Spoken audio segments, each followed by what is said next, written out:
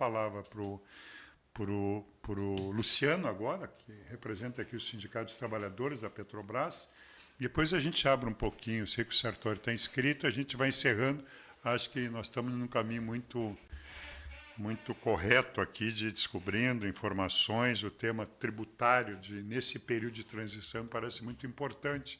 Esta pauta também sobre o tema redução de ICMS aqui, colaborando, né, de forma transitória com essa agenda de redução de preço do diesel, especialmente para o Rio Grande do Sul, nesse momento de safra e do transporte. Por favor, Luciano, muito obrigado pela tua presença aqui.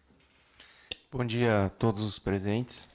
Eu venho aqui trazer um pouco de luz sobre o ponto de vista dos trabalhadores da Petrobras, do sistema, né? Infelizmente, a Petrobras não está presente aqui, né, pela sua representação, mas, enfim, os trabalhadores estão aqui, né? Bom, eu vou remanufaturar um pouco do discurso de todo mundo, porque o meu discurso foi mudando ao longo, porque tive que fazer um monte de anotação, porque senão vou ficar muito repetitivo, mas eu vou trazer um pouco aqui das conclusões que a gente chegou aqui nessa conversa, né? Então, assim, ó, é fato que o Brasil importa 25%, né, de derivados. É fato isso. Temos importadores estatal, a Petrobras, ela importa, desses 25% de importação, a Petrobras importa quase 50% disso que é importado. E o resto, que dá em torno de 8 milhões de litros por ano, perto disso, tá? São os importadores privados. É fato isso. Tá? Isso é conhecido, são dados da ANP. E aí a gente tem que remanufaturar campanhas antigas dos trabalhadores, né? Temas de campanhas, né? Lá no início dos anos 2010, 11, 12, a Petrobras vinha investindo muito em refino. Porque a gente é autossuficiente em petróleo. E a gente não é autossuficiente em refino. A Petrobras vinha investindo muito em refino. Reneste, Comperge, ampliação de refinarias. A própria Refap passou por ampliação de refinarias. E isso, por quê? Por que se fazia isso? Para se garantir aquele discurso antigo e atual, que é a tal da soberania energética. Que as pessoas esquecem o que é soberania energética. Nós já passamos por diversas crises de petróleo. A Petrobras foi forjada em crise, ela apareceu dentro de crise. É a história da Petrobras lutar e vencer crises. Nós somos forjados nisso. Tá? Só que se esquece. Entra num período de tranquilidade, de mercado, de não sei o quê, e aí começam aquilo que a gente já sabe muito bem. Né? A Reman foi vendida, né? E os preços são sempre discutíveis, os preços que esses ativos importantes da Petrobras são vendidos. A Relan, que é uma enorme refinaria da Bahia, é uma unidade privada hoje e ela tem dificuldade de importar. Porque uma refinaria, num contexto mundial de derivados, é muito pequeno. A Petrobras pode chegar no mercado mundial de combustível e ela, com certeza, ela vai ser tratada muito diferente que uma única refinaria. Certo? E essa refinaria ela tem dificuldade de importar. Então, esses 8 milhões de litros que precisam ser importados, nem mesmo um importador, uma refinaria, consegue ter um tratamento melhor em relação a isso. O que dificulta bastante o suprimento do mercado doméstico. Tá? E por que ela tem dificuldade? Alguns colocam como o tal do PPI, que a Petrobras não segue o PPI, como um problema. Gente, olhar o copo meio cheio e meio vazio, né?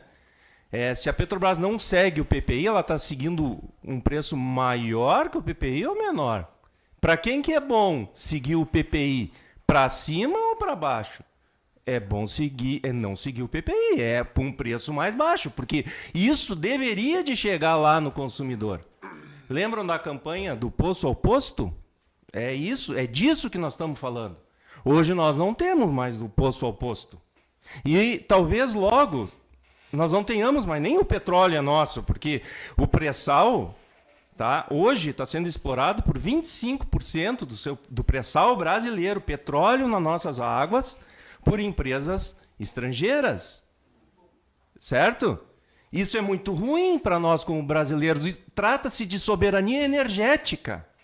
Isso não pode ser vendido, isso não pode ser convertido em dinheiro de curto prazo, gente. Entende? Nós temos que focar nessas coisas. Soberania energética não se negocia, não entra no negócio. Tá? Muito bem. Vendemos a RELAM, tá? E ela não consegue importar, e a culpa é da Petrobras porque não segue o PPI. Ora, bolas. Não tem nada a ver uma coisa. Quer dizer, tem a ver, mas não deveria ter a ver. Certo? Porque nós estamos vendendo mais barato. Chega no consumidor ou não? Parece que não. E a BR Distribuidora, que poderia fazer esse contraponto, inclusive atuando como importador, hoje é um ente privado. Certo? Clara Camarão, no Rio Grande do Norte. Outro ativo vendido numa porta giratória, né? O Castelo Branco, ex-presidente da Petrobras, né? Hoje é presidente da... Como é que é? R3 Petróleo, algo assim, que é dona da Clara Camarão. A porta giratória, ele, como o Petrobras vendeu a refinaria, que ele ia ser presidente depois. São fatos, eu não estou inventando nada. A TAG, Gasodutos, NTS, a BR Distribuidora. Né? Então, vamos lá.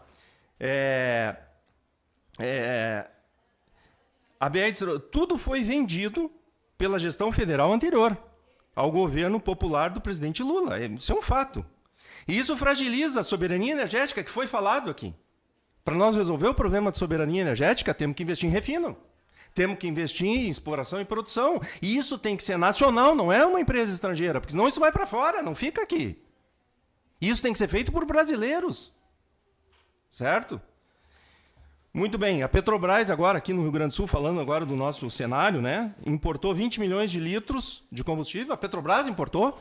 Nós viramos a monoboia aqui e usamos os dutos para trazer esse petróleo para cá, porque aí é rápido de trazer. Certo? E fizemos isso agora. 20 milhões de litros ofertados, 15% da demanda.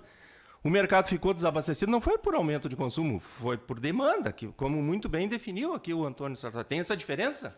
Ah, porque eu preciso do preço, isso, aquilo, aquilo outro, mas a Refap, ela consegue atender o mercado gaúcho. Só que aí bate o pavor, bate aquele negócio, vou pagar mais caro, aí porque a minha produção vai entrar no custo, não sei o que, vai faltar petróleo, o mundo vai acabar, e as pessoas começam a fazer coisas desse tipo. Entende? É fato, isso foi colocado, foi posto aqui. Tá? Muito bem. São em momentos de crise como esse que estamos passando, que mostram que soberania se constrói com presença da União em áreas sensíveis, como é o mercado de combustível. Guerras se fazem por combustível. Presidentes de países são sequestrados para o petróleo ser roubado. Aqui, falado na frente da televisão. É mais didático que isso, é impossível. Certo? Então, assim, ó, ao longo do tempo, esquecemos das crises pelos quais o mundo e o Brasil já passou. A gente esquece, mas eu vou lembrar algumas aqui, porque eu quero ser rápido. Vamos lembrar que a imprensa hegemônica dos anos 70, tá? Reproduziu o interesse de petroleiras estadunidenses, que o Brasil não tinha petróleo. Era uma falácia. O Brasil não tinha petróleo. Tá? Aí o que aconteceu? A Petrobras foi lá e Bacia de Campos.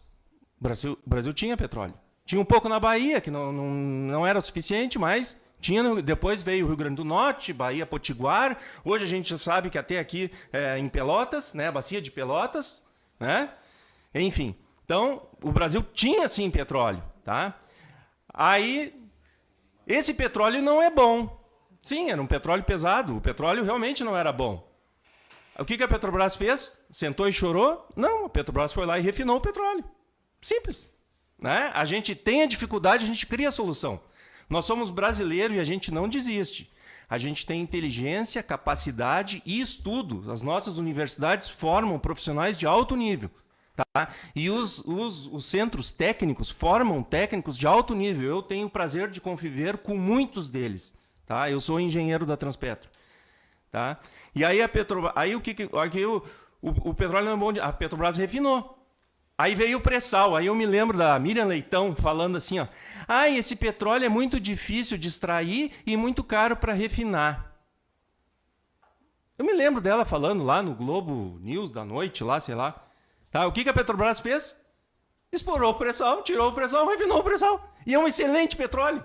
A gente, aqui o Teducci, ali em Osório, a gente quase que só recebe petróleo do pré-sal brasileiro. Tá? É um petróleo excelente de refino aqui para a refinaria. Certo? Então, muito bem. Aí vieram as petroleiras estrangeiras, atualmente, né? E mordem fatias cada vez maior do pré-sal. Isso é dado da ANP. Pode consultar lá o avanço do pré-sal, da exploração do pré-sal por petroleiras estrangeiras a partir desses momentos conturbados da história política brasileira recente. Vamos deixar claro, a partir de 2014. É só olhar lá. A participação das petroleiras estrangeiras a cada ano maior no nosso pré-sal. Cada ano maior. E nós, como é que a gente fica? Cheio de favela, desempregado, por aí vai. Né? As mazelas que a gente já conhece. Então, para concluir, né, é assim, a elite econômica intimamente ligada aos interesses estadunidenses e que controla as mídias televisivas e radiodifusão, desacreditando os brasileiros. E muitos de nós acabam acreditando. Tá? A Petrobras precisa continuar sob o controle dos brasileiros e para os brasileiros. Essa é a nossa missão. A Petrobras foi forjada por isso. Nós estamos na sala do patrono, tá? Da refinaria. Então, gente, vamos acreditar mais em nós brasileiros e vamos deixar a Petrobras cumprir o papel, a missão que ela foi criada de atender ao Brasil. Não vamos fracionar ela, vender em pedaços, vender em refinarias e achando que isso é progresso. Não é. Se toda a oferta de derivados ao mercado doméstico fosse Petrobras, esta reunião não estaria acontecendo, porque a Petrobras tinha dado já a solução. A Renest foi descontinuada, depois só foi retomada no presidente Lula, Comperj foi descontinuado, refinarias foram vendidas, gasodutos foram vendidos, certo? Então, assim, gente, vamos parar com isso, tá? Tem um espaço para o setor privado em muitos segmentos. E tem espaço que não deveria ser de setor privado. Não é por acaso, Saudi Aramco é estatal e outras tantas empresas de petróleo no mundo são estatal. Então, gente, vamos deixar a Petrobras cumprir o seu papel e vamos ajudar a Petrobras a cumprir o seu papel junto com os trabalhadores brasileiros. A gente tem orgulho de ser brasileiro. É isso que nos move.